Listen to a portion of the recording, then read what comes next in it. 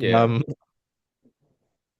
he felt like a big swing last offseason, right? And it was one of absolutely. the Yeah. worst kept secrets because there was a reporting about it before we even got to exit interviews. The past season, not 2 seasons ago, right? And Craig even kind of alluded to it. He's like, "Wow, you guys seem to know better than I do." I'm like, "Oh, well, um, he scores in the opener against LAFC on a penalty, deals with injuries all year. Even before then, I think he had dealt with some injuries, right? Um, Yeah. it was frustrating for everybody. I think he showed some frustration towards the end of the year where, he started to build up his minutes, but maybe he wasn't, statistically, making any sort of impact. He was, he did all these great moves. He Yeah. looked good in the field. He looked good on the ball, but there was no goal or end result per se, Yeah. right? Um, Preseason showings seem really good, and just the preseason matches they've played, everything we've heard out of camp, whether it be from the coaches, from the players themselves, or obviously, other friends in the media. Um, I don't know. How do you feel about Pedro going into year two? Because, if you want to look at it that way, you did all this stuff last year. You accomplished all of these things last year, really without him being a contributor, right? So that could be such a massive boost if he Yeah. does actually show some things. I don't know. How do you feel about Pedro going into year two here with the Sounders?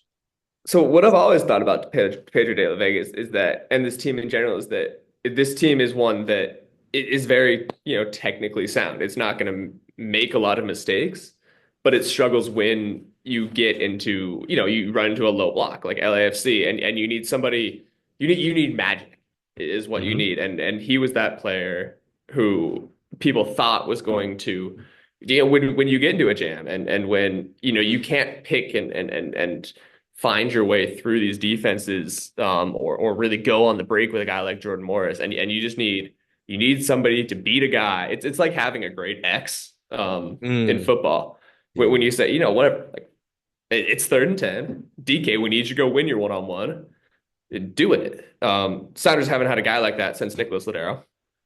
And I think if Pedro de la Vega can become that kind of player, which I think he's shown that he's able to, and we've seen some of these clips where he's able to, slide the right pass through, or float out to the wing and beat a guy and have 30 yards of space to drive into, then that is what really raises this team's ceiling. Yeah, that's a good point. You talk about the magic, and I think that's maybe like again trying to think into the frustration of the fans, right? Because this is a club that's been highly successful. They had a pretty strong year, but it felt like there was frustration all year long, right? Of course. Uh, and I understand it, right? And I think part of it is obvious, yeah, like a club legend leaves and Nico Ladero. And you bring in this guy who is wearing his number, uh, and is supposed to essentially be, the next big figurehead of your franchise, right? And he's not really doing that. So I maybe I should keep this to when we kind of talk about sort of hot takes, and that's coming up. But I really do think he can make that difference, and I really think that he's motivated.